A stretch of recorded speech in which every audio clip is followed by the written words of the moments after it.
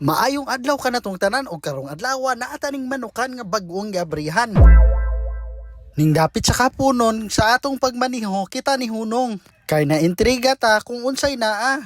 Ug karon hapuna giabrihan na ang albas sa montanya.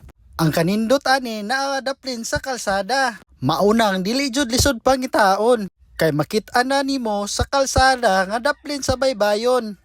Ug ang kanindot ani kung mupalit ka karon.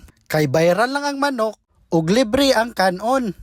Sa akong pag-istorya sa tag-iya, karong alas 6 may ilang seremonya. Silbing maoy opening sa tindahan nila.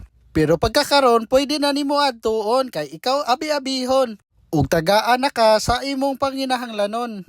Apil na ang libreng kanon. Ang saktong lokasyon niya nasa Purok 1 Montanya, Baclayon. Kana bitaw sa highway nga nasa BGM's Construction.